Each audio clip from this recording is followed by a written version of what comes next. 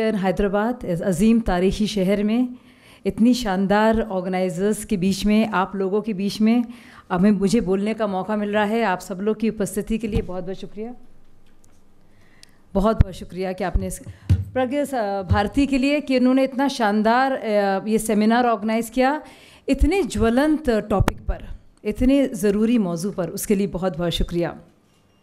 साथियों, बहुत ही प्राइड के साथ, with great pride we sing Vande Mataram.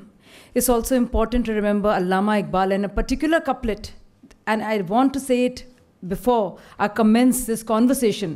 And this has to be a conversation, not an argument or a debate. This has to be a conversation and a dialogue. क्या हुआ जो तेरे माथे पर हैं कई सजदों के निशान, कोई ऐसा सजदा भी कर जो ज़मीं पे निशान छोड़ जाए। सोचिए अल्लामा इकबाल ने क्या सोच कर ये कहा होगा।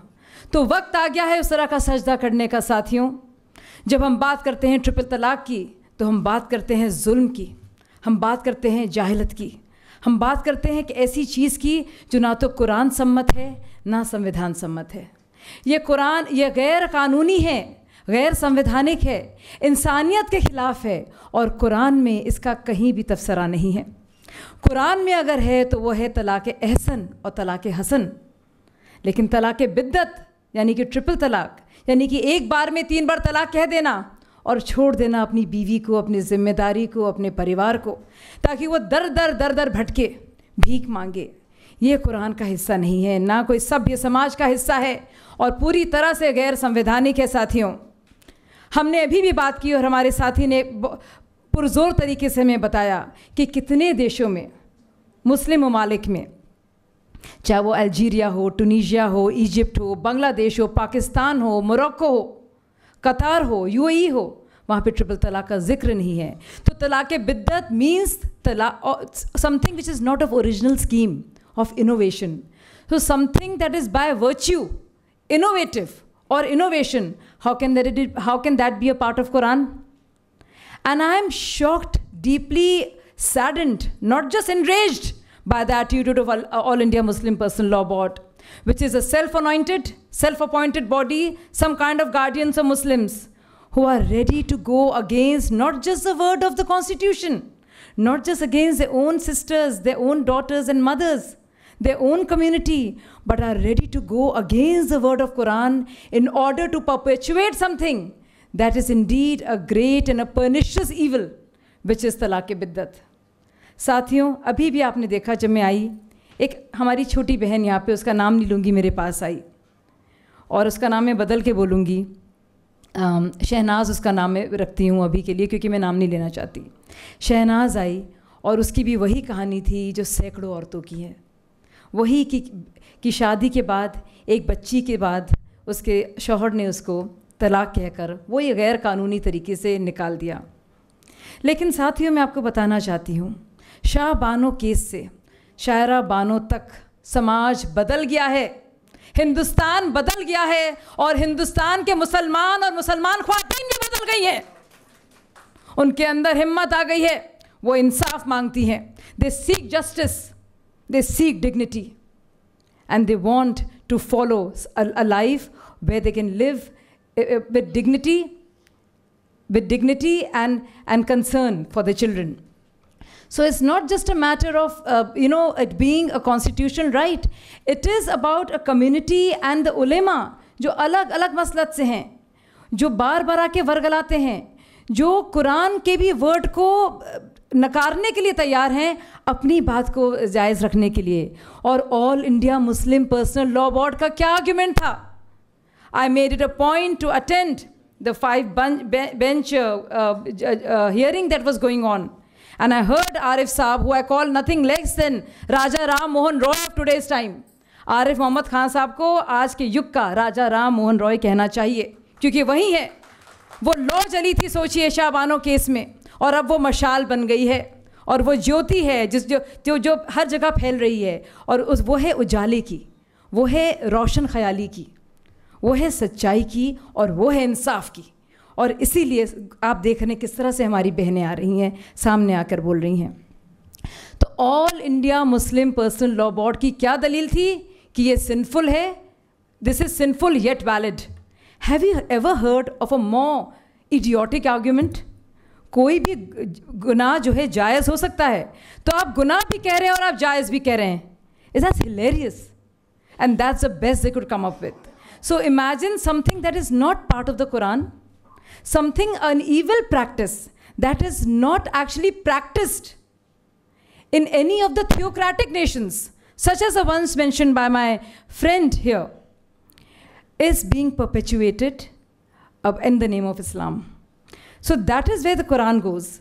And I want to, when I was part of this, this entire process, where there were debates every day in public domain, in the drawing rooms, in the streets on triple talaq, and I'm glad for it, that women could come out and speak, that not one argument was made keeping the point of view of a woman, keeping a Shehnaz in mind, keeping a Shah Bano in mind, keeping one Shaira Bano in mind. And it was not BJP, let me tell you, which wanted this to happen. It was countless Muslim women who could stand it no more, who really wanted a better life for themselves and their children, who did not want to be discarded, abandoned, having been used, who did not want to live in a world, in a web of insecurity of their lives, who said, no, this is not on, we will not take this.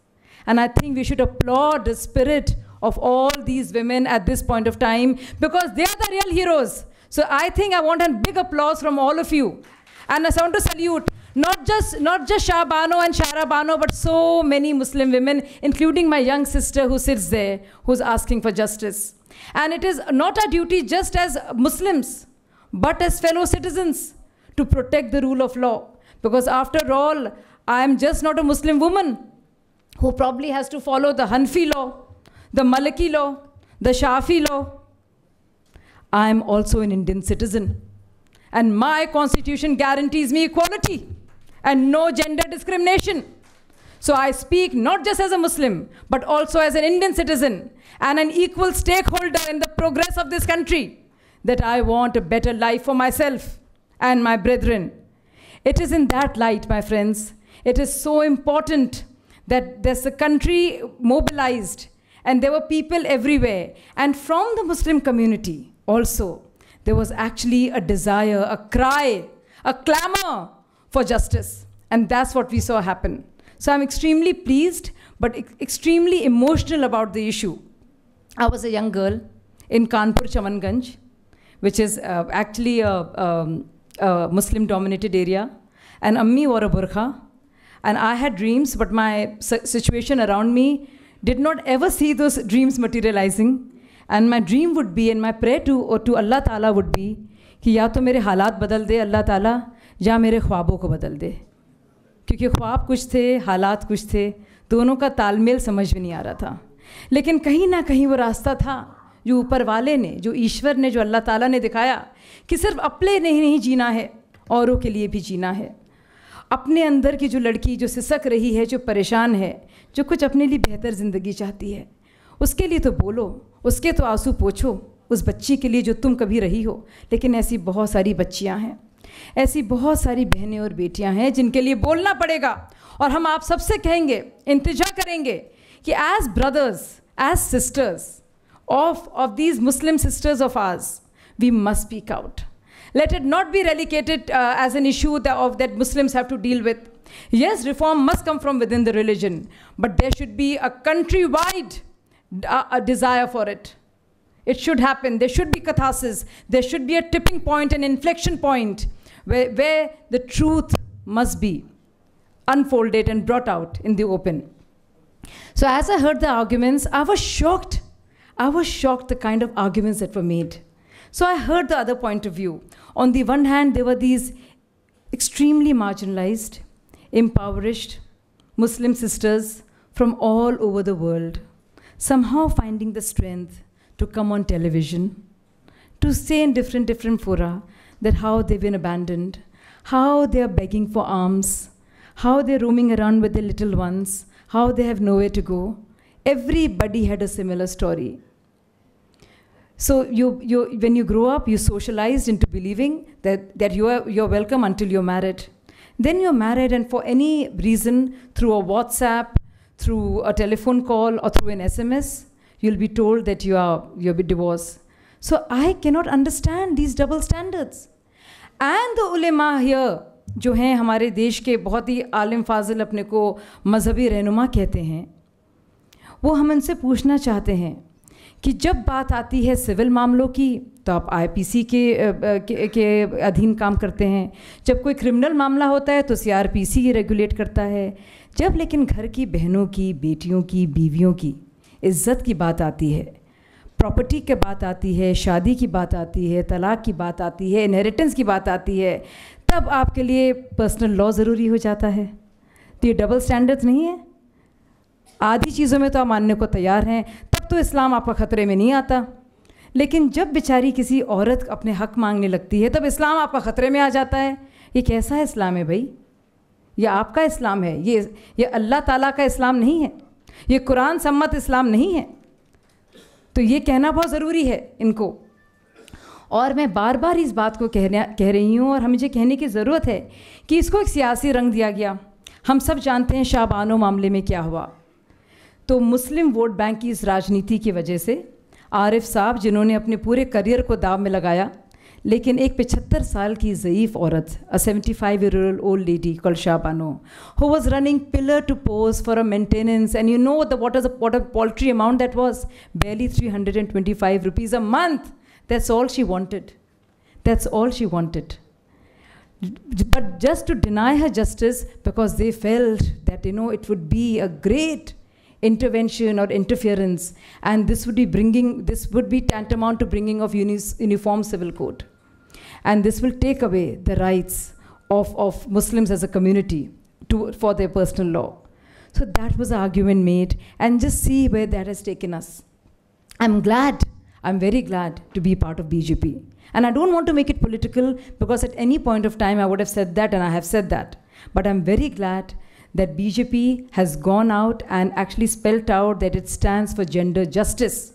So be it our Muslim sisters, be it our Hindu sisters, be it our Christian sisters, it is a duty of every Indian to go out and fight for them, speak for them, and clamor for them. It is your responsibility as much as mine. When there was Nirbhaya Andolan, we were out there on the streets, friends. When we speak against Sati, everybody applauds us. When we have a law on domestic violence, it's all very well and good. When we talk about so many reforms, it's all right. But the minute we talk about Muslim women and their genuine issues, Islam खतरे में आ जाता है। मुसलमानों के rights का हनन होता है। मुसलमानों के राइट्स का हनन तो ये कुछ उलेमा जिनके वेस्टेड इंटरेस्ट हैं वो कर रहे हैं भाई। आप ऐसी चीज़ कह रहे हैं जो गैर आइनी है, जो आइन है, जो हमारा देश का जो संविधान है उसके अगेंस्ट है। So what is being said and touted by the self-anointed guardians of religion is anti-constitutional. I say that again, totally anti-humanity and definitely anti-Quran. So I don't know what is their purpose in perpetuating something like this. I was shocked to see that they were ready to compromise on every issue. I understand they want to speak against the constitution.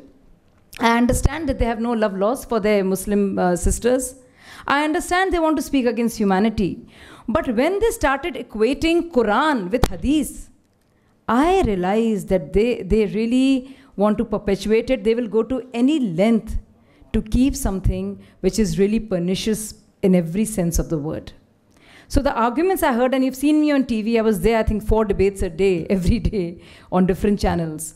They said, nahi, when we finally managed to tell them that this is not part of Quran, and you should have seen how Arif Saab argued in Supreme Court, where surah by surah, ayat by ayat, he told them that this is not part of Quran. This is talaq-e-biddat and not talaq-e-ahsan or talaq-e-hasan.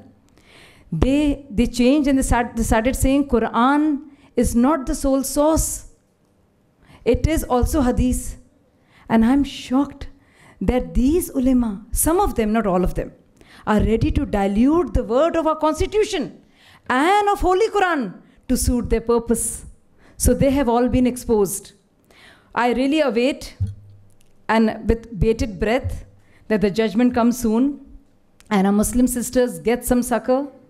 But I want to say that it might be seen as a political issue, but I'm glad that BJP was out there standing for these women as it should for women and gender justice. And let it be political if it has to be, though the idea is not. And I want to ask every ulema who argues, and even some of my lawyer friends for whom I have great respect, when a poor woman from Saharanpur comes back home and sees that the door is shut, and she's told by the neighbors that she's just been divorced and that her husband wants to marry someone else, she doesn't know where to go. What is she expected to do? Will she go to a theologian who will talk about the Islamic law of jurisprudence? Will she ask a Maulana who will quote the Hanafi law or the Shafi law or the Maliki law? Will she go to a Deobandi? Will she go to a Barelvi? Or will she go to will she ask, what is Surah Nisa? What is Surah Bakr? What is Surah Talaq? And I can go on and on about them because all of them make it very clear. There is no ambiguity that Talaq-e-Biddat is not part of Quran. But going further, I want to say this. And please hear me, my friends. Going further, she can go to a lawyer who can say you can seek protection under domestic violence, you can do this, you can do that. But she can go all over, but all she's asking for, where do I go from here? What will I eat? Where will I live? What will my children eat? Where will they study? These are very real questions some women are facing, my friends, day after day, day after day. We have to find answers. So it is just not about ensuring that Talaq-e-Biddat is banned, but indeed, if these women are thrown out, there has to be provision, not in just terms of the maintenance, but to ensure that just like in Hazrat Umar's time, which was much after the time of the Prophet ﷺ, that while this was considered Talaq-e-Biddat okay, there were also 40 lashes. We must make sure that in this time and age, there can't be lashes. Justice Saab, you'll agree with me. Obviously, in our constitution won't allow that. But at least there should be some punishment, some deterrent of 3 years, 2 years to somebody. So men who really are keen to marry, take dowry, have children with a woman, then throw her, quote something or the other, which is obviously not Quran, nor the constitution, can very well do so. But they must go to jail for at least a year or two. You watch how this will be a deterrent in this today's age. So I really, exactly. So I really think it's important that we go out there, fight this out. It is not going to be easy. This has got to be a calibrated fight. And the same argument that is given about Uniform Civil Code. So every time I argued, what did they do? It's like they said about Gandhi, that what Gandhi said. First they mock you, then they ignore you, then they fight you, and then you win. So they mocked us. They said, oh, these women activists, they're useless. This one is from BJP. This one has been promoted by somebody. She has no character. So they mocked us. Then they fought us. It became very ugly. You saw that. We were threatened. All kinds of ugly things were said. Personal malicious campaigns ran. And some of them said they have no hasti, they don't matter, they're not even good Muslims. But eventually they were called out. And it was proven that it is not part of Quran. It is definitely unconstitutional. There has to be reform. No matter how much Congress wants to perpetuate this kind of fake mulladom, or Samajwadi Party wants to, or even our Owaisi Saab right here from Hyderabad, कितना करेंगे कोशिश आप. लेकिन मैं ओवैसी साहब से भी कहूँगी और बाकी सबसे भी कहूँगी, कोई ऐसा सजदा तो कर जो ज़मीन पे निशान छोड़ जाए. बहुत बहुत शुक्रिया. जय हिंद, जय भारत.